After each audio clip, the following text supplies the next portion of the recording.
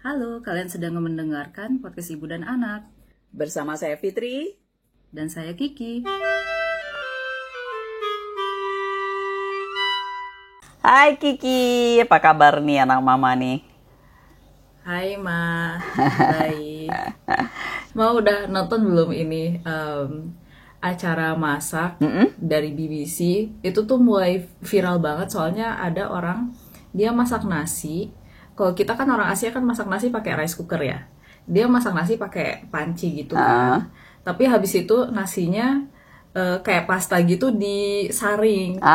Terus habis disaring dikasih air dingin gitu juga. Terus viralnya itu gara-gara ada orang yang orang Asia gitu, kayaknya dia logatnya tuh rada-rada kayak Singlish gitu ya.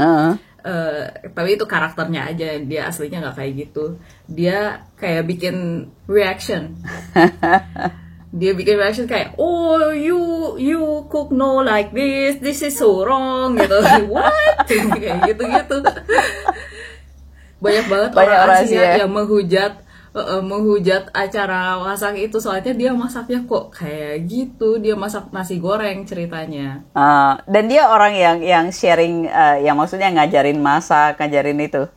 Iya, dia sebenarnya katanya sih resepnya tuh sebenarnya dari BBC-nya. Jadi dia kayak cuman kayak memperagakannya gitu aja. Tapi langsung dihujat semua orang gitu.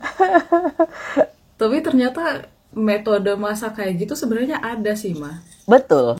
Rata-rata orang Western masak nasi tuh kayak gitu. Mama ingat waktu itu diundang makan sama Profesor Papa waktu di New Zealand. Diundang dinner gitu, dan dia untuk nge-respect mama dia masak nasi gitu. Tapi cara masak nasinya ya kayak gitu, jadi nasinya rada-rada ketes-ketes gitu. Kayak risotto gitu lah tuh. Iya, kayak risotto gitu lah. Jadi ada ketes-ketesnya. Kayak risotto masaknya nasinya kayak gitu deh. Jadi mereka memperlakukannya kayak pasta gitu kali ya.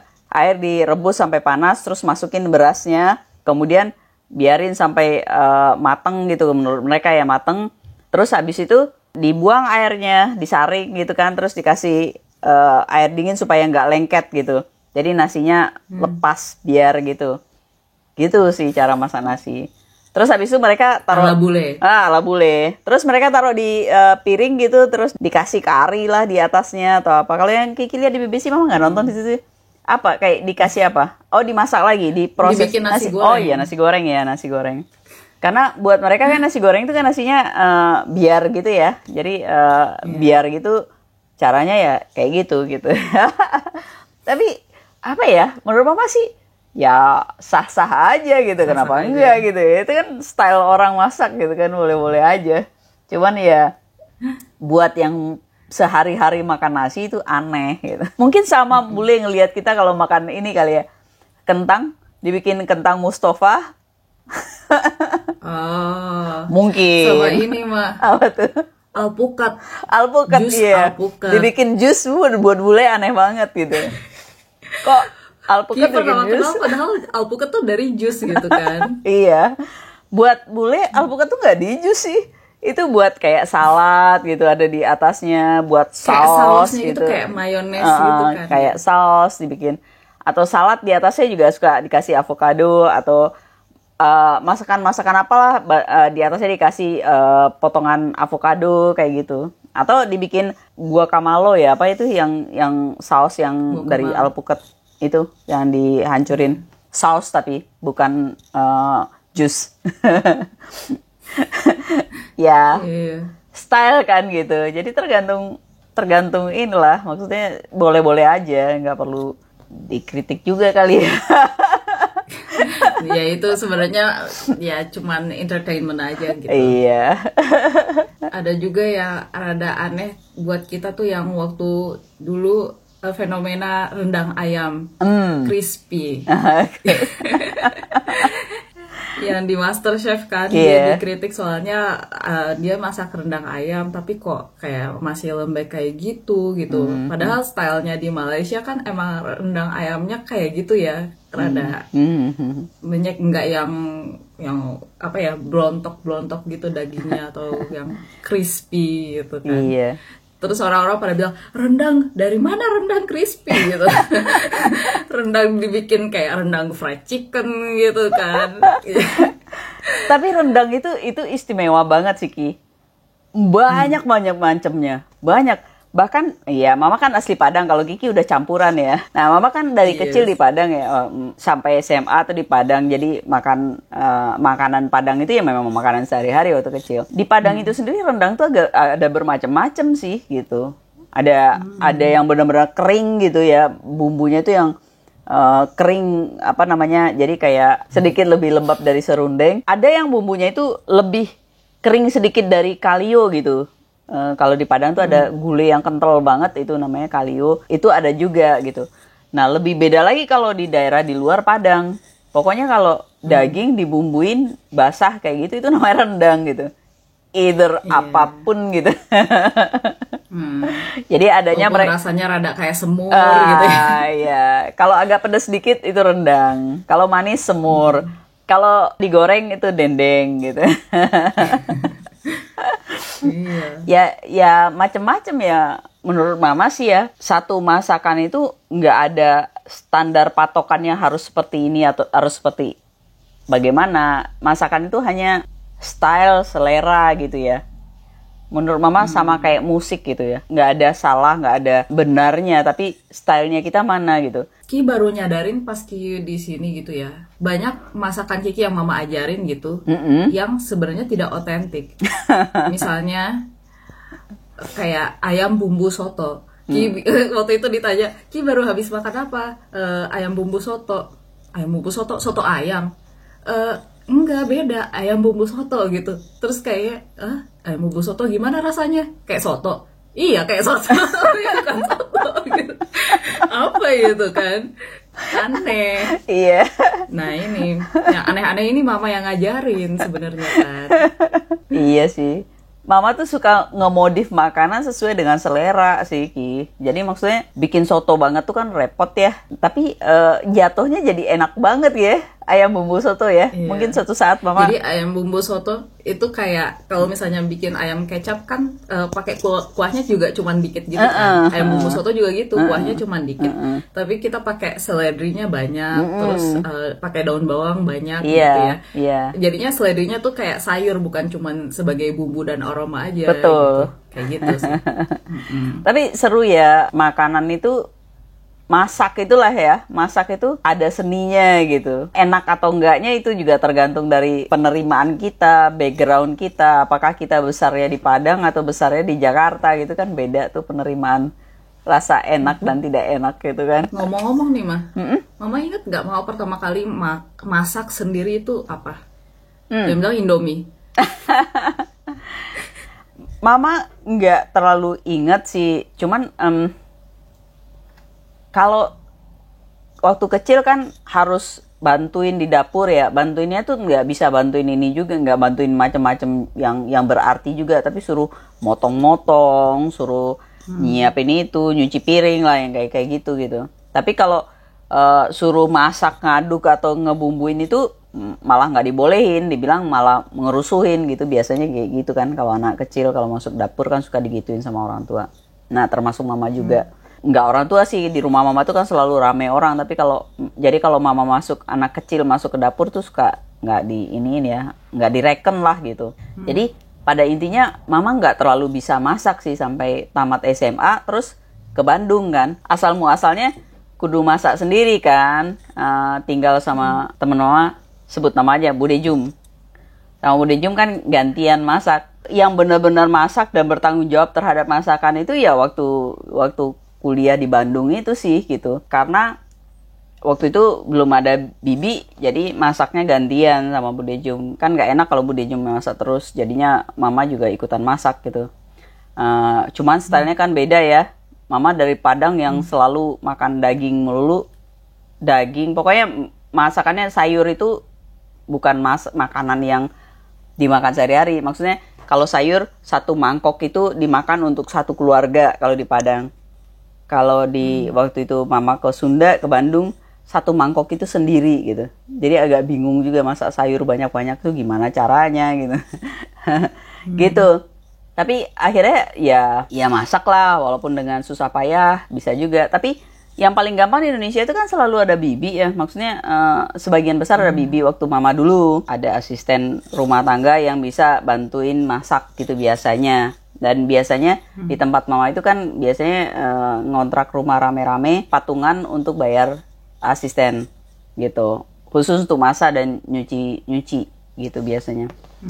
Nah, kalau sekarang sih ada GoFood, GrabFood, dan segala macam antar-antaran itu yang wah bikin orang makin males masuk dapur itu, gitu. Dan lebih murah sih kalau untuk makan sendiri dan berdua pakai itu aja daripada masak, effortnya tinggi gitu, tapi kurang sehat. Iya. Soalnya harus belinya banyak juga kadang bahannya kan ya. Kalau sekarang, jadi di Indonesia itu mama nggak terlalu sering masak gitu. Dalam arti begitu udah ada yang asisten, ya udah nggak masak lagi gitu. Tapi kalau nggak ada asisten ya masak, atau kalau nggak beli gitu. Nah, yang benar-benar bertanggung jawab masak setiap hari itu adalah waktu di New Zealand gitu. Itu baru benar-benar masak. Kalau nggak masak ya susah makannya. Kalau beli nggak mungkin lah beli makanan di luar terus-terusan. Kalau seminggu sekali jajan beli makanan masih affordable ya. Tapi kalau misalnya tiap hari beli sih bisa boncos. Gitu. Pernah nggak sih ada kejadian aneh gitu di dapur? Maksudnya sampai kalau Kiki soalnya ada kejadian Kiki sampai sekarang masih trauma mah. Apa tuh? Yaitu sebenarnya Kiki nggak masak, Kiki cuma ngangetin masakan. Tapi masalahnya adalah salah nyalain kompor. Kiki harusnya nyalain kompor belakang. Kiki kan udah nyalain, udah tungguin gitu aja ya. Soalnya sambil waktu itu lagi musim bola, Jerman lagi main sebelum World Cup ya. World Cup Jerman kalah. Terus ini terus ya udah Ki sambil nonton bola sambil nunggu ini masakannya anget. Lah kok tiba-tiba Ki baru ngeh kok banyak banget asap gitu. Ki lihat Kiki salah nyalain kompor. Terus kompor yang nyala yang di depannya bukan yang di belakang, malah ada gunting Kiki taruh di atas sana. Soalnya kompor sini kan elektrik ya, bukan yang api gitu. Jadi bisa naruh barang lah di sana. Kadang Kiki naruh bungkus bumbu apa gitu di sana. Nah, kenapa guntingnya tuh sampai angus mah, sampai tahu kan yang plastik buat pegangannya itu angus udah jadi debu gitu. Terus sekamar berasap semuanya gitu. Terus alarm nyala, alarm kebakaran. Tapi habis itu Ki kayak yang ya udah Ki matiin, untuk bisa dimatiin. Terus Ki cabut, terus Ki kayak yang buka jendela kayak aduh asapnya keluarin. Terus buka exhaust segala macam itu. Ki panik, tapi sampai sekarang tuh jadinya kayak trauma. Jadi setiap habis Kiki masak sesuatu Ki pasti ngecek kompor tuh berkali-kali. Itu kayaknya udah sampai level Kiki OCD sih sebenarnya. Gitu. Kalau mah ada nggak yang disastrous gitu kayak Kiki? Sering Ki, sering. Ternyata ya, ini ternyata Kiki bukan Kiki satu-satunya, ini keturunan gitu ya. Tapi kalau setiap orang yang masuk dapur, ya yang sering masuk dapur, pasti sih makin sering masuk dapur makin banyak aja kejadian-kejadian yang tak terduga di dapur gitu. Gitu. Kalau pengalaman lu yang paling sering di dapur tuh kan di New Zealand ya, sama di sini pas mama tinggal di Jakarta ini kan walaupun banyak makanan yang bisa beli, yang tinggal beli, itu kan mama lebih sering masak sendiri ya, karena alasan lebih untuk kesehatan aja lah. Kalau sering jajan-jajan tuh takut juga nggak terjaga masukan ke dalam badan, kan mama udah umur. Iya, suka lupa kadang Kiki. Padahal kita age gapnya lumayan gede, hampir 30 tahun, tapi merasa kayak sepantaran aja. Kurang ajar. Jadi makanya mama misalnya bisa masak, mama masak. Dengan masak mama tahu apa-apa bahan yang dipakai untuk masak gitu. Tapi kalau misalnya beli kan nggak tahu apa-apa bahan. Jadi takutnya yang namanya kolesterol, yang namanya ya penyakit-penyakit orang tua lah, itu yang mama khawatirkan, makanya suka masak. Nah, kalau di sini di Indonesia pas udah sekarang ini, masalah-masalah yang sering terjadi itu adalah mama lupa matiin gitu, lupa matiin kompor. Atau ya sama juga kalau di tempat mama tinggal yang di Jakarta ini kan modelnya studio gitu kan, kecil gitu kan. Jadi dapurnya juga kecil, kompornya juga kayak di tempat Kiki itu cuma 2 kompor gitu. Lupa kalau habis nyalain kompor yang sebelah depan, habis itu masak yang di belakang. Tangan kena kompor itu sering banget. Kalau yang lupa matiin kompor tuh kayak mama kan ngukus. Kalau ngukus itu kan butuh waktu yang lama. Jadi kan mama nggak nungguin di depan kompor kan. Jadi ditinggalin gitu. Terus kukusan mama itu kan yang kayak Kiki punya itu loh, yang bahannya khusus plastik gitu yang ditompangin di dalam panci gitu kan. Itu sampai ngeleot, sampai udah rusak itu. Karena kelupaan airnya udah habis ternyata di bawah gitu. Jadi nggak keinget. Terus ya jadinya plastiknya kena panci langsung gitu, nggak kena air gitu, nggak kena panci. Akibatnya meleleh. Gitu. Tapi kayaknya semua orang yang punya kukusan kayak gitu pernah ngalamin ngalamin. Kiki sih untungnya belum ya, jarang ngukus. Kalau waktu pertama-pertama di New Zealand kan mulai tuh masak sendiri, apa-apa sendiri, nggak maksudnya ya hidup di sana ya harus apa-apa sendiri kan, gitu. Masalah di dapur tuh cukup sering sih, misalnya di Indonesia yang sangat manual ya, apa-apa tuh manual. Kompor ya waktu itu juga masih kompor gas yang manual gitu kan. Terus nggak pakai microwave waktu itu, nggak pakai oven listrik, nggak pakai ini ya, kompornya juga bukan kompor listrik kayak gitu, kompor ini aja. Pas baru-baru sana itu mulai beberapa disaster kejadian kayak microwave ya. Terus mama, aduh masak telur gimana biar cepet, masukin dalam microwave, dikasih air sih, telur bulat. Bentar, telur mentah masih dalam cangkangnya, masukin microwave, masukin mangkok dikasih air, masukin microwave. Menurut mama sih ini nggak bakal meletus sih, nggak bakal meledak gitu. Mama masak, terus tahu-tahu jedor gitu, apaan tuh? Ternyata telurnya udah cur di dalam microwave. Wah, keren kan? Itu berapa lama emang ya masaknya berapa lama, sampai bermenit-menit? Enggak, mama cuma pasang paling 2-3 menit gitu. Belum sampai lama udah ini kok, udah.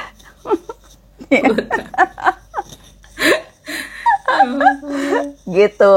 Jadi adalah kejadian kayak gitu. Terus itu karena mau males gitu atau gimana? Enggak, mama pikir supaya cepet, dan mama pikir bisa kok gitu. Logika orang yang baru aja ke dapur itu menurutnya bisa gitu.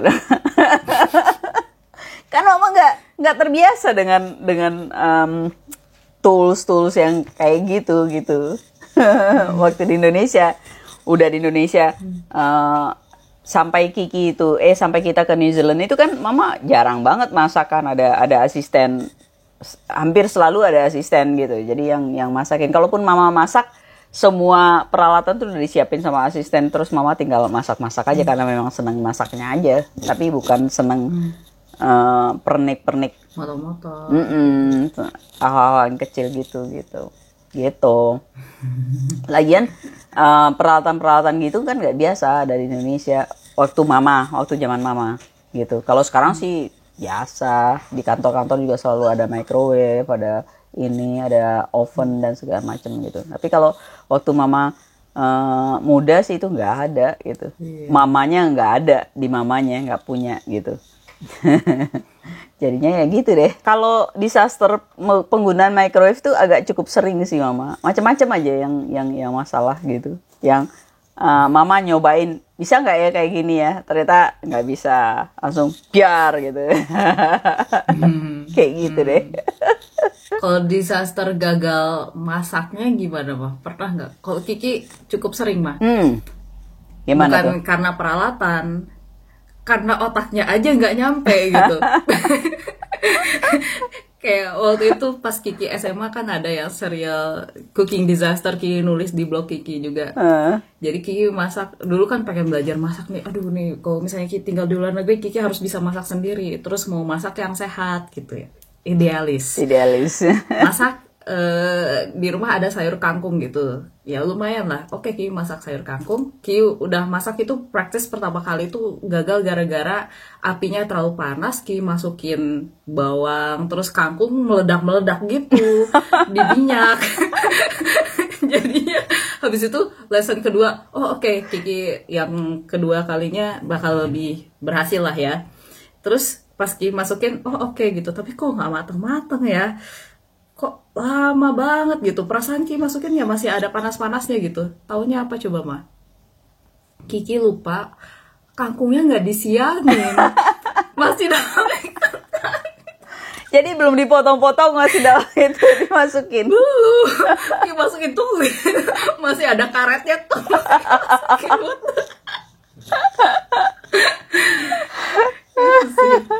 Wow, aneh banget. Kalau ada yang pernah kayak kok rasanya ada yang kurang ya? Jadi ada waktu itu ada, Mama ingat banget, nggak tahu mungkin teman-teman Mama itu udah nggak ingat gitu ya. Tapi kalau Mama ingat banget karena Mama nggak bisa masak perkedel sampai sekarang gitu. Nah waktu itu kita acara kumpul-kumpul masak gitu, ada acara apalah masak karena Mama di situ juga dikenal cukup bisa masak juga karena masakan Mama ya masakan-masakan praktis yang pas Mama di New Zealand. Pas Mama di New Zealand. Oh, okay. Jadi orang-orang tahunya Mama bisa masak gitu. Terus pas acara kumpul-kumpul kan kita masak bareng gitu, masak apa. Terus ada satu nih yang bilang saya bisa bantu apa, Mama bilang gitu. Terus oh ini goreng perkedel. Mama langsung belum apa-apa Mama udah. Itu kelemahan. Pas kelemahan banget gitu. Goreng perkedel katanya itu udah dibumbuin, tinggal di jadi udah dibuletin gitu. Terus tinggal masukin ke kocokan telur, terus masukin ke minyak goreng gitu. Terus Mama bilang, saya nggak bisa masak goreng perkedel gitu, saya yang lain aja deh. Soalnya setiap saya goreng perkedel pasti gagal, pasti pecah gitu. Dan ini terus orangnya nggak percaya, bilang oh itu gampang aja kok, ini aja. Iya tapi saya selalu nggak bisa, jadi mendingan saya ngerjain yang lain aja. Tapi orangnya tetap kekeh Mama yang ngegoreng perkedel gitu. Ya udah, Bismillahirrahmanirrahim, Mama goreng perkedelnya, masuk set. Oke, belum pecah. Masuk lagi satu lagi. Set. Masih oke gitu. Terus lama-lama agak merekah gitu. Terus pecah. Jadi biar gitu. Jadinya perkedel kan harus bulat-bulat. Itu jadi kayak bubur gitu. Telur ceplok gitu ya. Jadi Mama bilang, kan sudah saya bilang saya nggak bisa. Maksa sih. Oh berarti dari teknik ya? Kira gara-gara adonannya kurang bikin gimana gitu. Jadi pas masukinnya itu Mama nggak tahu kenapa. Akhirnya kalau Mama harus terpaksa bikin perkedel itu telurnya Mama masukin ke dalam supaya ngerekat di dalam gitu. Jadi nggak, kalau perkedel yang itu kan telurnya kan di luar buat ngebungkusnya gitu kan. Nah supaya nggak biar gitu. Jadi kan ada kering-keringan gorengan telur kayak gitu kan yang Kiki suka ya gitu. Tapi nggak tahu Mama nggak bisa. Dari teknik menggorengnya Mama nggak tahu kenapa sampai sekarang tetap nggak bisa sih. Dan Mama juga ngapain juga nyoba, orang-orang nggak bisa ya udah bikin cara lain aja. Kenapa kok kita harus memaksa sesuatu yang kita nggak bisa? Lebih baik kita cari cara lain yang ya rasanya juga nggak jauh-jauh beda lah menurut Mama sih. Tapi cari cara lain jangan kayak Kiki juga ya Ma. Kenapa? Waktu itu kan Kiki pernah yang di asrama, terus Kiki dapurnya sharing. Ya namanya anak kosan ya. Dapurnya sharing, males ke dapur kan. Jadi udah dengan kreativitas, kalau Mama masak telur di microwave, Kiki masak telur di mana coba? Mana? Bikin telur rebus di ini apa sih, water heater itu, kettle gitu. Kiki masak kayak aduh masak ke dapur males gitu, jadinya rebus telur di kettle gitu.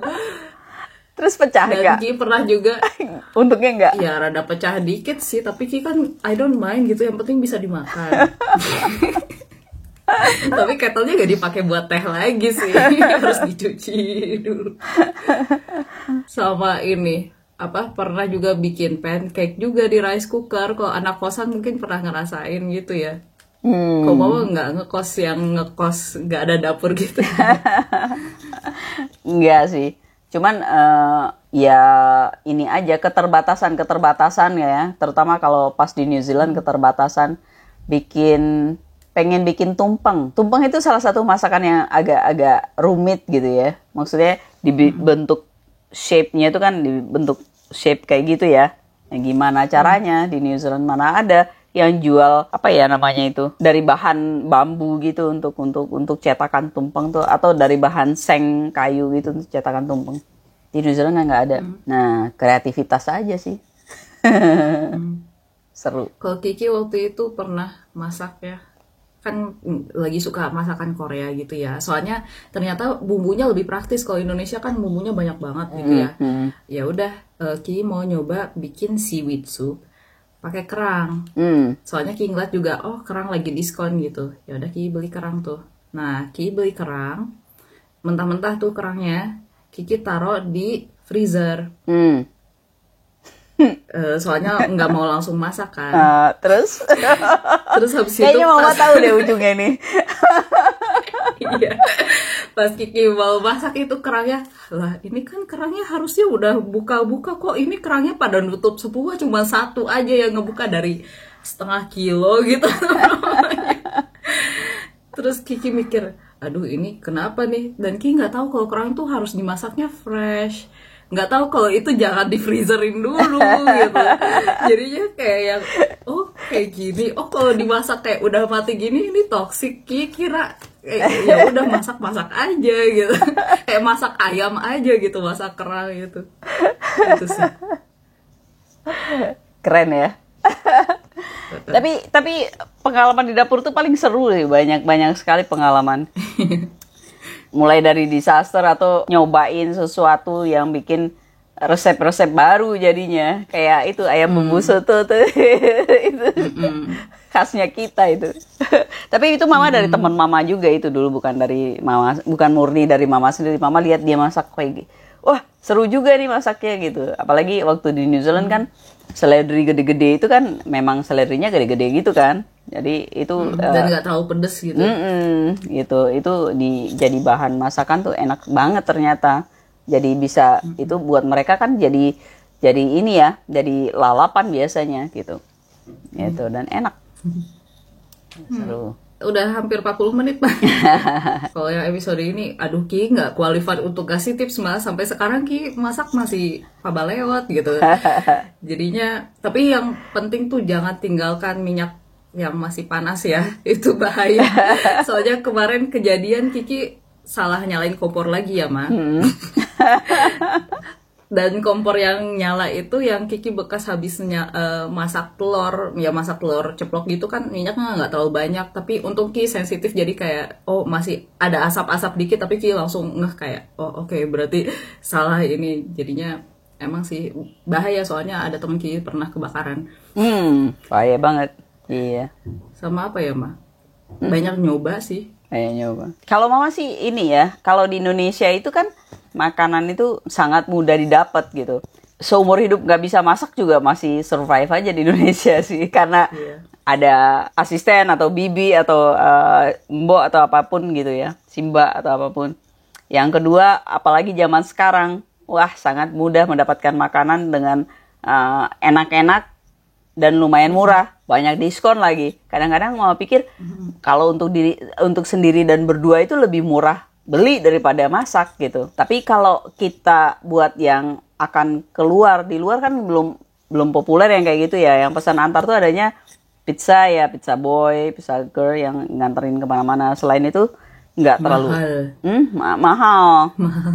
Ya, terutama sih mahalnya. Kalau di Indonesia memasak lebih mahal daripada beli untuk masak 1-2 orang. Bedanya di sana kalau di luar itu beli itu jauh lebih mahal daripada memasak gitu ya. Itu nggak? Iya.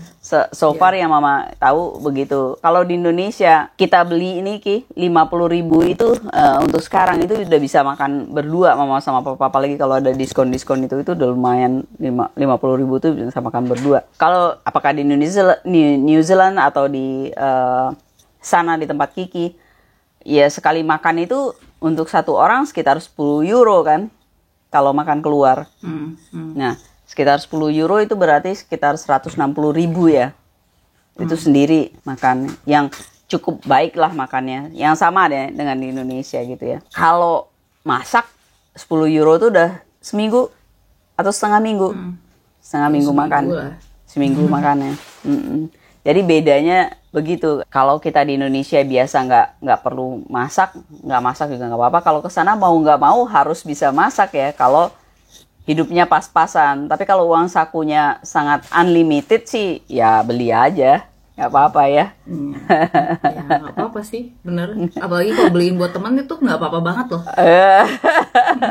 Teman bakal seneng banget loh, IELTS student gitu ya. Iya. Tapi kalau misalnya ini kalau harus masak di luar itu sebenarnya beberapa tips ya buat yang akan keluar kali ya, yang akan hidup merantau. Pertama, belajar dulu masakan simple-simple. Banyak kok masakan yang simple banget gitu, kayak bikin Ada nasi internet goreng yang sekarang. simple, ada internet yang bisa ini. Jadi kalau masak, tapi untuk survive-nya, pertama Mama ajarin ya. Pertama, selalu sedia P3K di dapur. Kayak Handy Plus gitu. Bioplacenton gitu. Kemarin hampir nggak potong kuku Kiki kemarin. Waduh, kalau kecipratan minyak, kecipratan panas itu atau kena kompor panas itu kan udah biasa banget. Jadi bioplacenton atau biasanya kalau orang di sana itu nggak, mereka tuh pakai air dingin mengalir. Mama juga jadi terbiasa pakai air dingin mengalir gitu. Karena itu kalau kita luka kebakar gitu, dikasih, biasanya kan dulu dikasih macem-macem gitu. Wah, malah Odol, bikin tepung gitu. itu malah bikin makin rusak ya kulitnya. Seharusnya dikasih air dingin, air es atau air dingin mengalir atau air dingin direndam ke air dingin supaya ya namanya ini panas ya. Panas itu nggak menyebar. Jadi dia lukanya tuh nggak makin membesar gitu, kebakarnya tuh nggak makin membesar. Jadi Biar nggak dikasih. mateng lah. Iya, nggak mateng lah gitu ya, bener. Kalau Jadi Kiki kalau mau ngegoreng telur ya mah, pakai APD. makanya mau Lem. iya, Mama mau bawain Kiki face shield gitu buat Kiki ngogoreng telur gitu. Iya, pakai sarung tangan. Pakai Gitu. sarung tangan. Gitu. Ya, itu sih kalau untuk belajar masak mah di YouTube banyak ya. Nanti Mama juga akan bikin channel masak lah sama chef Asik. Tika. Promosi belum ada namanya, belum dibikin. Belum ada, tapi nanti lagi mau bikin karena Kak Tika banyak yang khas dari dia yang belum dieksplor gitu. Dari masakan ciptaan Mama juga banyak kan.